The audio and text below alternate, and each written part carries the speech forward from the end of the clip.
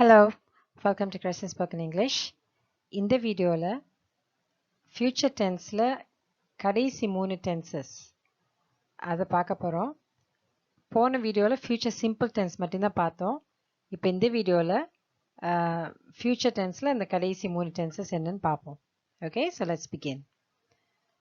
Okay, so எந்தெந்த future tenses பார்த்தா future continuous tense, அப்புறம் future perfect tense, அப்புறம் future perfect continuous tense. Okay. Okay, future continuous tense form எப்படி இருக்குன்னு பார்ப்போம். Form வந்து subject இருக்கணும், அப்புறம் will be கண்டிப்பா இருக்கணும், அப்புறம் ஒரு verb வந்து ingல இருக்கணும். சரியா? So subject இருக்கணும், அப்புறம் will beங்கிற words இருக்கணும், அப்புறம் verb plus ing. Okay. Future continuous tense எங்க யூஸ் பண்ணுவோம்? எப்படி யூஸ் பண்றது? Future continuous tenseங்கிறது it's used to express actions that will be ongoing or in progress at a specific time in the future. Okay, so future continuous tense is used to express actions that will be ongoing or in progress at a specific time in the future. So futureல ஒரு specific time, அதாவது ஒரு குறிப்பிட்ட காலகட்டத்துல தொடர்ச்சியா நடக்க போற ஒரு விஷயத்தை future continuous tenseல நம்ம சொல்லணும். Okay, examples பார்ப்போம். I will be studying for my exam tomorrow. Okay, I will be studying for my exam tomorrow. So நாளைக்கு நான் exam காண்டி படிச்சுக்கிட்டு இருப்பேன். Okay, I will be studying. So subject வந்து I. Okay, subject I. The will beங்கிற word கண்டிப்பா வரணும். Studyங்கிறது தான் verb, அதோட ing வந்துருச்சு. Okay, so I will be studying for my exam tomorrow. அடுத்து, at this time tomorrow, she will be writing her final exams.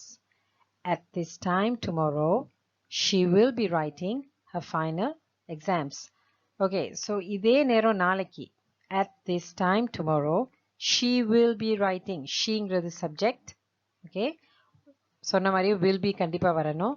writeங்கிறது தான் verb, அதோட ing சேர்த்தோன்னா writing வந்துருச்சு. She will be writing her final exams. Okay, அடுத்த example. Tomorrow morning he will be running in the marathon. Tomorrow morning he will be running in the marathon. marathonங்கிறது ஒரு ஓட்டப்பந்தயம், ரொம்ப long டிஸ்டன்ஸ்ல ஓடுவாங்க, அதை marathon சொல்றது. Okay, so நாளை காலையில அவன் மேரத்தான்ல ஓடிக்கிட்டு இருப்பான். ஓகேயா? Tomorrow morning he will be running in the marathon. Okay, அடுத்த example. At 8 p.m. tonight we will be celebrating Sarah's birthday. At 8 p.m. tonight we will be celebrating Sarah's birthday. So weங்கிறது subject, will be வந்துருச்சு. celebrateங்கிறது தான் verb, அதோட ing. celebrating, கொண்டாடிக்கிட்டு இருப்போம். Okay, இன்னைக்கு 8 மணிக்கு, night 8 மணிக்கு நாம சாராஸ் birthday கொண்டாடிக்கிட்டு இருப்போம். we will be celebrating. So இது எல்லாத்துக்குமே future continuous tense தான் யூஸ் பண்ணணும். ஒரு ஃபியூச்சரில் நடக்க போகிற ஒரு விஷயத்த, அதுவும் தொடர்ச்சியாக நடக்க போகிற ஒரு விஷயத்த future continuous tenseல சொல்லணும். subject plus will be போட்டு verb plus ing, இதுதான் future continuous tense. அடுத்த டென்ஸை பார்ப்போம். Okay, future perfect tense form எப்படி இருக்கும்? subject, அப்புறம் will have இருக்கணும், அப்புறம் past participle இருக்கணும். ஓகே, தேர்ட் ஃபார்ம் யூஸ் பண்ணணும். அந்த ஆக்ஷன் வேர்டு வந்து தேர்ட் ஃபார்மில் யூஸ் பண்ணணும். ஓகே, எங்கே யூஸ் ஆகும் future perfect tense? Future perfect tense is used to describe an action that will be completed. Okay, sorry, completed before a specific point or event in the future. Okay, திருப்பி சொல்றேன். The future perfect tense is used to describe an action that will be completed. Okay, இதை note பண்ணுங்க, இந்த word completed before a specific point or event in the future. ஃபியூச்சர்ல ஒரு குறிப்பிட்ட பாயிண்ட்ல ஒரு காலகட்டத்தில் ஒரு குறிப்பிட்ட கட்டத்தில் அந்த ஆக்ஷன் வந்து கம்ப்ளீட் ஆயிருக்கும். ஓகே, அந்த மாதிரி சுச்சுவேஷனில் ஃபியூச்சர் பர்ஃபெக்ட் டென்ஸை நம்ம யூஸ் பண்ணணும். எக்ஸாம்பிள்ஸ் பார்ப்போம். Okay, first example, by next year. Okay, by next year I will have finished my degree. By next year, அடுத்த வருஷத்துக்குள்ள நான் என் டிகிரியை ஃபினிஷ் பண்ணிடுவேன், கம்ப்ளீட் பண்ணிடுவேன். ஓகே, என் டிகிரியை முடிச்சிருவேன். ஓகே, அடுத்து by the end of the year. By the end, வருஷம் கடைசிக்குள்ள he will have completed his novel. Okay, by the end of the year he will have completed his novel. So இப்போ பார்த்தீங்கன்னா finished, completed இது எல்லாமே past participle third formல இருக்கு. So நடந்து முடிஞ்சிடும், complete ஆயிரும் சொல்றதுக்கு தான் இந்த டென்ஸை யூஸ் பண்ணணும், இந்த ஃபார்மை யூஸ் பண்ணணும், தேர்ட் ஃபார்மை யூஸ் பண்ணணும். ஓகே, அடுத்து she will have finished her project before the deadline. Okay, she will have finished her project before the deadline. Deadline குள்ள அவ ப்ராஜெக்டை ஃபினிஷ் பண்ணிடுவா. ஓகே, டெட்லைன் குள்ள அவ ப்ராஜெக்டை முடிச்சிடுவா, கம்ப்ளீட் பண்ணிடுவா. ஓகே ஓகே, அடுத்து by the time they arrive I will have cooked dinner. Okay, by the time they arrive I will have cooked dinner. So அவங்க வர்றதுக்குள்ளாட்டி நான் dinner cook பண்ணிடுவேன், சமைச்சிருவேன். ஸோ அவங்க வர்றதுக்குள்ளே நான் சமைச்சிருவேன் அப்படின்னு சொல்லுவோம்ல, அந்த மாதிரி சுச்சுவேஷனில் நம்ம ஃபியூச்சர் பர்ஃபெக்ட் டென்ஸை யூஸ் பண்ணணும். By the time they arrive I will have cooked dinner. Okay, அடுத்து next week he will have graduated from college. Next week he will have graduated from college. அடுத்த வாரம் காலேஜ்லேருந்து கிராஜுவேட் ஆயிடுவான், college முடிச்சிருவான்னு சொல்லுவோம்ல, அடுத்த வாரம் college முடிச்சிருவான். அதை சொல்கிறதுக்கு தான் இப்படி சொல்லணும், next week he will have graduated from college. So இப்போ பார்த்தீங்கன்னா எல்லாமே கம்ப்ளீட்டட் ஆக்ஷன்ஸ், ஃப்யூச்சரில் கம்ப்ளீட் ஆயிரும்னு சொல்கிற ஒரு விஷயத்த ஃபியூச்சர் பர்ஃபெக்ட் டென்ஸ் மூலமாக நம்ம சொல்லணும். ஓகே, ஃபியூச்சர் பர்ஃபெக்ட் கண்டினியூஸ் டென்ஸ். இந்த டென்ஸ் இந்த சீரீஸில் கடைசி டென்ஸ். இப்போ இந்த டென்ஸ் வந்து நம்ம ரியல் லைஃப்பில் ஒரு ஸ்போக்கன் இங்கிலீஷில் ரொம்ப யூஸ் பண்ண மாட்டோம். ஸோ மோஸ்ட்லி ஃபியூச்சர் டென்ஸ்னாவே வில் போட்டு முடிச்சிருவோம். இந்த டென்ஸ் ரொம்ப ரேராக தான் யூசேஜில் வரும். பட் ஸ்டூடெண்ட்ஸ்க்கு வந்து இப்போ கிராமட்டிக்கல் சைடில் ஒரு கொஷின் அட்டென்ட் பண்ணணும் அப்படின்னா தெரிஞ்சுக்கிறதுக்கு யூஸ்ஃபுல்லாக இருக்கும். மற்றபடி இது கொஞ்சம் குழப்புற மாதிரி இருந்துச்சுன்னா ரொம்ப கவலைப்படாதீங்க, ஏன்னா ரொம்ப ரேராக தான் யாருமே இதை யூஸ் பண்ணுவாங்க. ஸ்போக்கன் ஃபார்மில் ரொம்ப ரேராக தான் யூஸ் பண்ணுவாங்க. ஓகே, ஒரு இன்ஃபோக்கு தெரிஞ்சுக்கலாம். ஓகே, இதோடைய ஃபார்ம் எப்படி இருக்கும், சப்ஜெக்ட் அப்புறம் will have been plus verb வந்து ஐஎன்ஜியில் இருக்கணும். சரியா, subject plus will have been plus verb வந்து ஐஎன்ஜியில் இருக்கணும். ஓகே, யூசேஜ் எங்கே இருக்கும், future perfect continuous tense is used to tell an action that will have been ongoing for a certain duration. Okay, before another action or event in the future. So ஒரு action ஃபியூச்சரில் தொடர்ச்சியாக நடந்துக்கிட்டு இருக்கிற ஒரு action ஃபியூச்சரில் ஒரு குறிப்பிட்ட காலகட்டத்துக்கு நடந்துக்கிட்டே இருக்கும். அதுக்கப்புறம் என்ன ஆகும்னா another ஆக்ஷன் நடக்கும். ஸோ இந்த ரெண்டு ஆக்ஷனுமே ஃபியூச்சரில் நடக்கும். ஸோ ஃபர்ஸ்ட் ஆக்ஷன் வந்து தொடர்ச்சியாக நடக்கக்கூடிய ஒரு ஆக்ஷன், அது ஒரு குறிப்பிட்ட டியூரேஷனுக்கு நடக்கும், ஒரு குறிப்பிட்ட டயத்துக்கு நடக்கும். அப்புறம் another ஆக்ஷன் அதோட தொடர்ந்து நடக்கிற another ஆக்ஷன் வரும். ஸோ எக்ஸாம்பிள்ஸை பார்ப்போம். First example பாருங்க, by the time she arrives. Okay, by the time she arrives I will have been waiting for an hour. By the time she arrives I will have been waiting for an hour. So இங்க பார்த்தீங்கன்னா ரெண்டு event நடக்குது. ஒரு part வந்து by the time she arrives, அவ வர்ற தருணத்தில், அதான் அதுக்கு அர்த்தம். by the time she arrivesனா அவ வர்ற தருணத்தில் நான் ஏற்கனவே 1 மணி நேரமாக காத்துக்கிட்டு இருந்தேன் அப்படின்னு சொல்கிறது. ஓகே, அவ வர்ற தருணத்துல நான் ஏற்கனவே 1 மணி நேரமா காத்துக்கிட்டு இருப்பேன். சாரி, இருந்தேன் இல்ல இருப்பேன். ஏன்னா இது ரெண்டுமே ஃபியூச்சர்ல நடக்குது. ஸோ இதெல்லாம் ரொம்ப ரேரா தானே நம்ம ரியல் லைஃப்ல பேசுவோம். பட் ஒரு கொஷனுக்கு ஒரு எக்ஸாம்ல பிள்ளைங்க கிராமர் கத்துக்கிருக்கும் போது மேபி செக் பண்ணலாம். பட் ரியல் லைஃப்ல இதை நம்ம சொல்ல மாட்டோம். ஓகே, ஸோ அடுத்து in a month you will have been working at this company for 5 years.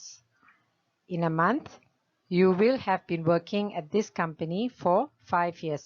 இந்த எக்ஸாம்பிள் கூட நம்ம ரியல் லைஃப்ல பேசலாம். இப்போ இன்னும் 1 மாசம் போயிடுச்சுன்னா நீங்க இந்த கம்பெனில வேலை பார்த்து 5 வருஷம் ஆயிரும் அப்படின்னு சொல்லுவோம். இது கொஞ்சம் யூசேஜ்ல இருக்கும். Okay, in a month you will have been working at this company for 5 years. So அந்த மாதிரி சொல்லணும்டா இப்படி தான் நம்ம சொல்லணும். சப்ஜெக்டை சொல்லிட்டு கண்டிப்பா will have been சொல்லிட்டு அதுக்கப்புறம் அந்த verb ப்ளஸ் ing போட்டு சொல்லணும். ஸோ இன்னும் 1 மாசத்துல 5 வருஷம் ஆயிரும் நீங்க இந்த கம்பெனிக்கு சேர்ந்து வேலை பார்க்க சேர்ந்து 5 வருஷம் ஆயிரும் அப்படின்னு சொல்றது. Next, by next summer they will have been living in the new house for a year. By next summer they will have been living in the new house for a year. Okay, so next சம்மர்ல அடுத்த சம்மருக்குள்ள அவங்க அந்த புது வீட்டுக்கு வந்து 1 வருஷம் ஆயிரும். அதான். ஸோ ஃபியூச்சர் டென்ஸ் தான், ரெண்டுமே ஃபியூச்சர் டென்ஸ் தான். ஸோ பட் அந்த மாதிரி சுச்சுவேஷன்ல சொல்றதுக்கு நம்ம ஃபியூச்சர் பர்ஃபெக்ட் கண்டினியூஸ் டென்ஸை நம்ம யூஸ் பண்ணுவோம். ஓகே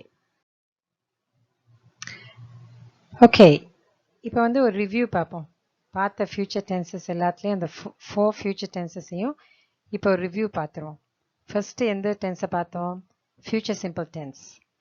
சரியா? ஃபியூச்சர் சிம்பிள் டென்ஸில் எக்ஸாம்பிள்ஸ் பார்ப்போம். I will meet my friend. Okay, first example I will meet my friend. அப்புறம் we are going to buy a house. So future simple டென்ஸ்ங்கிறது டைமிங்கை பற்றி எதுவுமே சொல்ல மாட்டோம். ஃப்யூச்சரில் இந்த மாதிரி ஒரு பிளான் இருக்குது. என் ஃப்ரெண்டை மீட் பண்ண போகிறேன், எப்போ மீட் பண்ண போகிறேன், எத்தனை மணிக்கு மீட் பண்ண போகிறேன், அந்த இன்ஃபர்மேஷன் எதுவுமே இல்லை. நான் ஃப்ரெண்டை மீட் பண்ணுவேன், அவ்வளோதான். அப்புறம் we are going to buy a house. சரியா? நாங்கள் வீடு வாங்க போகிறோம், எப்போ, அதெல்லாம் எந்த இன்ஃபர்மேஷன் கிடையாது. ஸோ அப்போ ஃபியூச்சர் சிம்பிள் டென்ஸ், ஃபியூச்சர் டென்ஸ்க்கு willங்கிற வேர்ட் வரும், இல்லாட்டி கோயிங் டு, இது ரெண்டும் யூஸ் பண்ணலாம். சாதாரணமாக ஒரு ஃபியூச்சர் சிம்பிள் டென்ஸ் சாதாரண ஒரு ஃபியூச்சரில் சொல்கிறதுக்கு ஒரு இன்ஃபர்மேஷனை சொல்கிறதுக்கு இந்த மாதிரி will போட்டு சொல்லலாம், இல்லாட்டி கோயிங் டுன்னு போட்டு சொல்லலாம். ஓகே, அடுத்து ஃபியூச்சர் கண்டினியூஸ் டென்ஸ். அதே எக்ஸாம்பிள், அதாவது அந்த ஃப்ரெண்டை யூஸ் பண்ண example. I will be meeting my friend at 11 a.m. tomorrow. I will be meeting my friend at 11 a.m. tomorrow. So இப்போ ஃபியூச்சர் சிம்பிள் டென்ஸில் பார்த்தீங்கன்னா இந்த first example I will meet my friend, அதில் வேறு எந்த இன்ஃபர்மேஷனுமே இல்லை. அதுவே கொஞ்சம் எக்ஸ்ட்ரா இன்ஃபர்மேஷன், நாளைக்கு 11 மணிக்கு நான் என் ஃப்ரெண்டை மீட் பண்ணிக்கிட்டு இருப்பேன், பண்ண போகிறேன். ஓகே, டைம் சொல்லியிருப்பாங்க, டைம் கொடுத்துருக்கோம். ஸோ டைம் கொடுத்ததோட டைம் கொடுத்தனால அந்த இன்ஃபர்மேஷன் வந்து அந்த டென்ஸ் வந்து ஃபியூச்சர் கண்டினியூஸ் டென்ஸாக மாறிடும். ஏன்னா இப்போ ரொம்ப ஸ்பெசிஃபிக்காக ஆயிடுச்சு.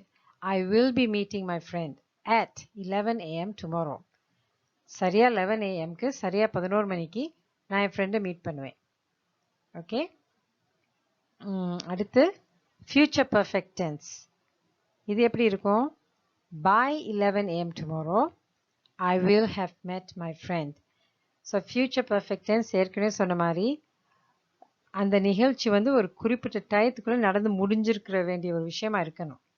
அது ஃபியூச்சரில் நடந்து முடிஞ்சிருக்க வேண்டிய ஒரு விஷயமா இருக்கணும். ஸோ 11 மணிக்குள்ளே நாளைக்கு நான் என் ஃப்ரெண்டை மீட் பண்ணியிருப்பேன், அப்படி தான் அதை டிரான்ஸ்லேட் பண்ணணும். சரியா? நாளைக்கு 11 மணிக்குள்ளே நான் என் ஃப்ரெண்டை மீட் பண்ணிடுவேன் அப்படின்னு சொல்கிறதுக்கு தான் இந்த ஃபியூச்சர் பர்ஃபெக்ட் டென்ஸ் வரும். By 11 a.m. Tomorrow I will have met my friend. Okay, மீட் பண்ணி முடிச்சிருப்பேன். Okay, future perfect continuous tense. அதே எக்ஸாம்பிள், ஃபியூச்சர் பர்ஃபெக்ட் டென்ஸில் வந்து by 11 a.m. Tomorrow I will have met my friend. Okay, அதே future perfect continuous டென்ஸாக இருந்துச்சுன்னா இன்னும் டியூரேஷன் கொடுத்துருவோம். எவ்வளோ நேரத்துக்கு என் ஃப்ரெண்டை நான் மீட் பண்ணியிருப்பேன். So by 11 a.m. tomorrow, I will have been meeting my friend for an hour. So duration வந்துருச்சுன்னா அதை வந்து ஃபியூச்சர் பர்ஃபெக்ட் கண்டினியூஸ் டென்ஸ்க்கு தான் நம்ம யூஸ் பண்ணணும். ஸோ தொடர்ச்சியாக நடக்கிற ஒரு விஷயம் டியூரேஷனோட சொல்கிறது. So by 11 a.m. tomorrow, அப்போனா 11 மணிக்குள்ளே நான் என் ஃப்ரெண்டை 1 மணி நேரமாக மீட் பண்ணிக்கிட்டு இருந்திருப்பேன். ஸோ அப்போ நான் எத்தனை மணிக்கு மீட் பண்ணியிருப்பேன்? 10 மணிக்கு மீட் பண்ணியிருப்பேன். ஸோ 1 மணி நேரமாக நான் மீட் பண்ணிக்கிருந்தேன்னா ஒரு 1 hour 11 மணி ஆயிரும். 11 மணி ஆகணும்னு முடிஞ்சிடும், மீட் பண்ணது முடிஞ்சிடும், ரிட்டர்ன் ஆயிட வேண்டியதான். ஸோ அந்த மாதிரி ஒரு விஷயத்துக்கு நம்ம ஃபியூச்சர் பர்ஃபெக்ட் கண்டினியூஸ் டென்ஸை யூஸ் பண்ணணும். நான் ஏற்கனவே சொன்ன மாதிரி இந்த ஃபியூச்சர் பர்ஃபெக்ட் கண்டினியூஸ் டென்ஸ் ரொம்ப ரேராக தான் யூஸ் பண்ணுவோம். ஸோ அதை பற்றி ரொம்ப ஒரி பண்ணிக்கிற வேண்டாம். ஓகே, மோஸ்ட்லி ஃபியூச்சர் சிம்பிள் டென்ஸில் தான் நம்ம யூஸ் பண்ணுவோம், பேசுவோம். ஸ்போக்கன் ஃபார்ம் வந்து மோஸ்ட்லி ஃபியூச்சர் சிம்பிள் டென்ஸில் தான் இருக்கும். ஸோ இப்போ பார்த்தீங்கன்னா எல்லாத்துலேயுமே வீல்ங்கிற வேர்ட் வருது. ஃபியூச்சர் சிம்பிள் டென்ஸாக இருந்தாலும் சரி, கண்டினியூஸ் டென்ஸாக இருந்தாலும் சரி, பர்ஃபெக்ட் இருந்தாலும் சரி, பர்ஃபெக்ட் கண்டினியூஸ் இருந்தாலும் சரி, வீல்ங்கிற வார்த்தை கண்டிப்பாக வரும். இப்போ ஐஎன்ஜி எங்கே வருது? வேர்போட ஐஎன்ஜி எங்கே வருது? பி இல்லாட்டி பீன். ஓகே, வில் பி வந்துருச்சுன்னா கண்டிப்பாக வேர்போட ஐஎன்ஜி வரணும்.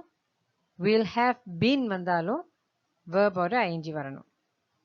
அதை தவிர்த்து மற்ற 2 ஃபியூச்சர் சிம்பிள் டென்ஸுக்கும் ஃபியூச்சர் பர்ஃபெக்ட் டென்ஸுக்கும் வராது. சரியா? ஸோ ஐஎன்ஜி வரணும்னா கண்டிப்பாக பி வரணும், இல்லாட்டி பீன் வரணும். So okay, with that we've come to the end of tenses. உங்களை அடுத்த வீடியோவில் இன்னொரு கிராமர் ஆஸ்பெக்டோட நான் உங்களை மீட் பண்ணுறேன். Until then, thanks for watching and goodbye.